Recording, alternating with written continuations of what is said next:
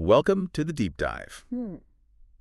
Okay, so our mission today, we want to cut through all the noise around artificial intelligence, really untangle the key ideas, the jargon, Mm-hmm. because, AI isn't some far-off future thing. It's already here. It's telling you the fastest way to work. It's picking your news articles. Choosing what you see on social media. Exactly. Mm. It's just basically your constant, often invisible companion right now. That's a great way to put it, invisible companion. For years, AI was just like science fiction fodder.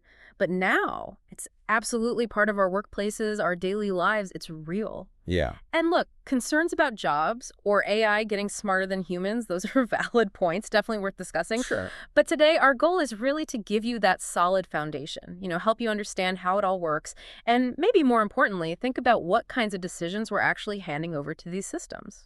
Okay, let's start right there then. How deep is this integration into our daily routines? Because it's not just about, flashy gadgets.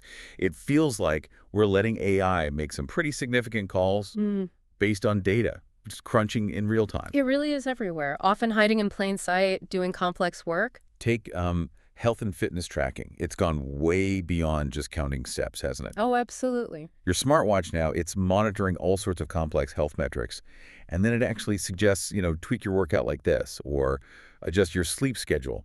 It's using real-time data analysis. Mm-hmm. And the key thing there, I think, is how much intimate, high-value decision-making we're just delegating Mm-hmm.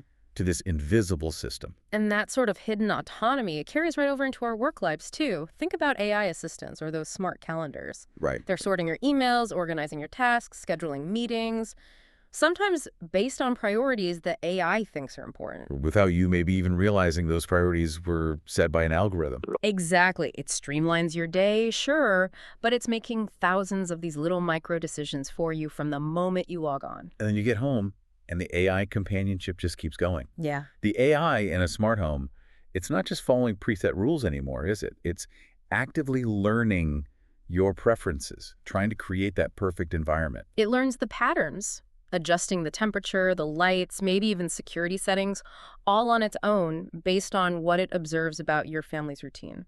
So it's optimizing your life, your schedule, your environment, pretty much morning till night. Yeah, it is. And once we see just how widespread and autonomous AI is becoming, well, the next obvious question is, what kind of intelligence are we actually dealing with here? Which brings us straight to a really crucial distinction we need to make clear. It's the difference between artificial intelligence and augmented intelligence. They're probably the two biggest terms you'll hear, and they often get mixed up. Okay, let's unpack that. That sounds fundamental. Right. So augmented intelligence, think of this as AI tech that assists humans. The key thing is it needs a human involved throughout the process for judgment, for the final call. Got it. Human in the loop. Exactly.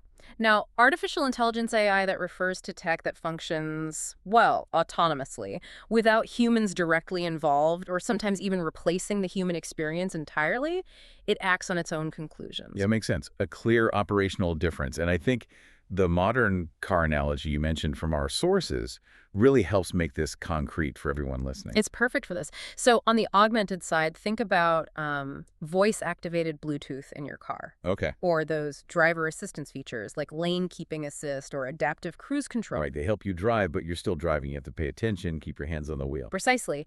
They assist the human driver who's actively operating the vehicle and has to maintain control.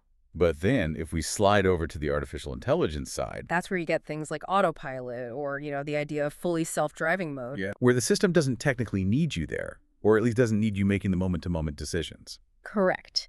It's designed to navigate and drive without that constant human oversight. It replaces the driving experience, or aims to. So the absolute key difference is whether a human has to be involved for it to function properly. That's the core of it, human participation. Okay, but that operational difference on the road, it does raise a kind of conceptual question for me. If augmented needs a human, how close are these autonomous systems now to pure AI? especially since, regulations still often require a human to be liable or ready to jump in. It seems like a bit of a blurry line in practice. It is a blurry line, and it's constantly shifting, Yeah. which actually highlights why the next distinction is so important. Okay. The car analogy shows the operational difference, right?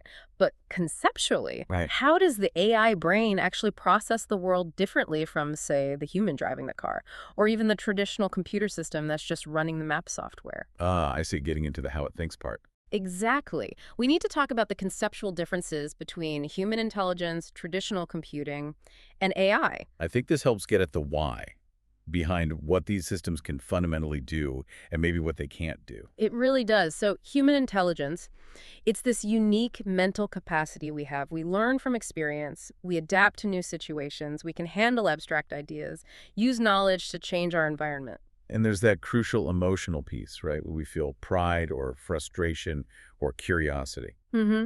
And crucially, we have this ability to invent totally new ideas, things with no real precedent in what we've seen before. Okay? And then traditional computing, the kind that still runs, most of the world's databases and admin systems. Right. That's where things are incredibly reliable, predictable, but totally rule-based. Follows the instructions perfectly. Traditional computing is basically binary, zeros and ones. It produces output based only on the predefined programs humans wrote for it. It stores information, remembers it, processes it exactly as instructed. Rigid. Reliable, straightforward, but yeah, completely unable to adapt to something unexpected happens. It can't handle ambiguity at all. Not at all. The baking analogy from the source material here is brilliant. It really lays out these three concepts side by side. Yeah, let's use that. It works well. So human intelligence is like baking a cake from scratch. You might take a bunch of seemingly random ingredients, flour, eggs, whatever, and combine them based on instinct, maybe a memory of your grandmother's recipe, a bit of experimentation. You create something new, something fantastic. And then you taste it. You feel satisfaction or maybe disappointment. Yeah. And based on that unique personal experience, you invent new ideas for the next cake. Right. Maybe add chili flakes, who knows? Exactly. That inventive experiential leap. Now, traditional computing, Right. that's like following a cake recipe with absolute robotic precision. Add exactly 250 grams of flour, whisk for precisely 1 minute and 30 seconds. Right. Exact measurements, exact timings. It executes the fixed program flawlessly. You get the same cake every single time, assuming the inputs are identical. Okay. And artificial intelligence then? AI is like a robot learning to bake. But how does it learn? By watching maybe thousands of baking videos online, reading every single cake recipe on the internet, analyzing thousands upon thousands of cake photos. Wow. Okay. So it processes massive amounts of data. Massive amounts. It uses algorithms to process all that data, identify patterns, and audit the task of baking. It gets more efficient, maybe even better at predicting outcomes over time. And this seems key. The AI robot doesn't actually taste the sweetness of the cake, right? It doesn't feel that pride of creation like the human baker does. Precisely. It synthesizes existing ideas from all that data it consumed, but it lacks that personal, subjective experience. It processes data without feeling. Okay, hold on though. Uh-huh. If the AI synthesizes, say, every cake recipe on the internet, maybe taking 1% from a French recipe, Right. 5% from an Italian one, 10% from some blog, isn't that a kind of aggregated invention, even if it doesn't have emotional intent behind it? That's a really sharp point. It's definitely synthesis, absolutely. It's taking what is all those existing recipes and patterns and rearranging them, combining them, perhaps in a novel way based on its analysis. Okay. But it's always grounded in those existing patterns it learned from the data. Human invention often involves a leap into what isn't yet, a truly abstract concept that might be divorced from or even contradict the existing data. Ah, okay. Synthesis versus pure invention. That distinction feels really important for understanding AI's current limits. It's key. So with those concepts, human, traditional computer, AI-defined, let's dive into the actual hierarchy, the different types of AI systems that power all the synthesis and automation we've been talking about. Right, the different layers. And fundamentally, you need to remember this. All the subsets of AI we're about to discuss, they are primarily about pattern recognition. That's the core function. Pattern recognition, got it. So we'll start with the broadest, most fundamental subfield, machine learning. You hear ML all the time. Right, ML. So this is a subfield of AI, and it basically gives computers the ability to learn from experience, right? Using algorithms and statistical models to find patterns in huge data sets. Exactly. We all kind of know ML from things like Streaming service recommendations, Netflix analyzing your viewing habits to suggest movies you might like. Yeah, the classic example. But looking a bit deeper, ML is the engine behind, say, personalized medical diagnostic tools. It can learn patterns in thousands of pathology slides to spot tiny anomalies a human eye might miss. So the more data you feed it. The more data, the more experience, the more precise it gets at prediction or identification within its domain. Okay, that makes sense. Which leads us to the mechanism that gives AI its really advanced power, the sort of next level up.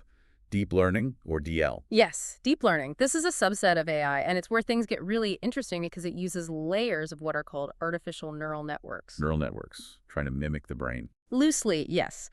They're designed to function a bit like biological neurons in our brains, connecting, processing information in layers, and sort of firing based on inputs. Okay. And because you have these deep interconnected layers of networks, deep learning gets incredibly good at extremely advanced pattern recognition, the kind you need for really complex real-world stuff. Like what? Well, it powers the really sophisticated voice recognition systems now, the ones that can transcribe speech pretty accurately in real time, even with background noise, Oh, okay. and advanced image analysis tools. The ones that can identify specific objects or even faces in photos or videos, regardless of the angle or lighting. That's often deep learning at work. Right, and the application that everyone seems to be talking about constantly right now. Yeah. Generative AI. Gen AI. Gen AI, yes. Oh. This is technically a subset of deep learning, and its specific focus is on generating new high-quality content. That could be text, images, music, code. Custom content on demand. Pretty much. And the mechanism is fascinating. It works by first, digesting these absolutely massive data sets. Imagine it reading all of Wikipedia or analyzing a huge gallery of classic art images. Consuming everything. Everything it can get. Then it distills all that information down into a highly compressed, efficient knowledge base. It learns the underlying patterns, the structures, the styles. And then uses that condensed knowledge To produce new content. Content that feels familiar because it's built on all those existing human-created patterns, but is technically original in its specific combination and output. It's like the ultimate copycat, or maybe remixer. That's not a bad way to think about it. It's incredibly powerful at synthesis, at producing convincing new things based on what it's learned. But understanding that mechanism, consume, distill, output, based on patterns, that also explains why current Gen AI can sometimes struggle, right? With things that require real-world common sense or genuine human intuition or context that just wasn't in its training data. Or if you ask it to do something truly nonsensical. Absolutely. It's powerful, but its knowledge is ultimately bounded by the data it was trained on. Which brings us neatly to the final sort of pragmatic type of AI to mention, narrow AI. Narrow AI, okay. This isn't so much about the underlying technique, but the scope. Narrow AI is a specialized form of AI that's designed and trained to excel at one particular job. Very specific. Laser focused. Exactly. It often uses the principles we just talked about, ML, maybe DL, but applies them intensely to become an expert just within its little silo. And we probably use narrow AI all the time without thinking about it. Oh, constantly. When you use a language translation app, that's narrow AI, trained specifically for translation. Or those customer service chatbots you get when you're shopping online. Perfect example. Tailored to handle specific customer queries within that retail context. Effective and efficient at its one designated task. Okay, that clarifies the different types really well. Machine learning, deep learning, generative AI building on DL, and narrow AI focusing on specific tasks. Right. Now, with that landscape mapped out, let's switch gears slightly and talk about the speed of all this. Section 5. The accelerated evolution of AI. Because, this didn't just appear overnight, but the recent pace is something else. Yeah, it feels like it went into hyperdrive recently. Yeah. But the ideas have been around for a while, haven't they? Oh, yeah. The theoretical roots go way back, to the mid-20th century. Alan Turing and others were already asking, can machines think? But it wasn't just a straight line of progress from there. Not at all. Famously, we had the AI winters, particularly in the 1970s and again in the late 80s, early 90s. These were periods where funding dried up, progress seemed to stall, and there was a lot of skepticism about whether creating truly intelligent machines was even feasible. Right, the hype died down. The hype died down, the promises weren't met fast enough. But then things started picking up again. Think about it. By the early 1990s, AI was doing relatively simple things like spell checking in word processors, maybe some basic pattern recognition. Now, fast forward to today. And we're seeing these incredibly complex generative processes, creating realistic images from text prompts, writing sophisticated code, composing music becoming almost commonplace, accessible to everyone. The leap is just staggering. And what seems particularly striking is the acceleration just in the last few years, since, say, 2020. Unprecedented. The functionality, the capabilities, the underlying processes seem to be advancing at a rate that feels almost daily or monthly now, not yearly. It genuinely feels like a kind of digital Wild West of innovation. That's a very apt description. The pace is dizzying. And that's precisely why understanding the basics now we've just walked through is so incredibly vital. Because it's not going away. Not at all. By knowing these distinctions, augmented versus AI, the different types like ML and Gen AI, and understanding the mechanisms at work like pattern recognition and synthesis, well, you gain a much better handle on this companion technology. And you can sort of think about how to use it effectively, how it can augment your work, increase your efficiency, rather than just feeling overwhelmed by it. Exactly. It becomes a tool you can potentially harness. Absolutely. So just to quickly recap the key takeaways for you, we define the crucial difference between artificial intelligence, the autonomous systems, and augmented intelligence, the assistive ones, using that car analogy. Human in the loop versus system in control. We clarified the conceptual differences in how they think, comparing human intelligence, traditional computing, and AI using that cake baking analogy. Remember, AI synthesizes. It doesn't feel pride. Right. Synthesis based on data, not invention based on experience. And we sorted through that hierarchy of AI subsets, all fundamentally based on pattern recognition. Machine learning learns from data. Deep learning uses neural nets for complex patterns. Generative AI creates new content from learned patterns. And narrow AI excels at one specific job. It's a layered landscape, but those are the core building blocks you'll encounter most often. And seeing how they fit together really shows how this symbiosis between humans and machines is starting to redefine what's possible. Yeah, automating tasks, synthesizing knowledge at a scale and speed we've just never seen before. It's transformative. Which brings us to a final thought. Yeah. Given that this field is advancing at this incredible daily and monthly rate, pushing boundaries constantly, and given that AI is getting so good at synthesizing existing ideas, automating routine cognitive tasks, it raises a really important question for you, the listener, to maybe ponder.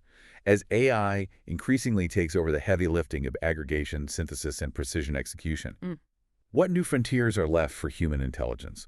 What truly original concepts, the kind born from that unique human ability to feel pride, to experience subjectively, and maybe most importantly, to invent things that don't exist yet in the data? Right.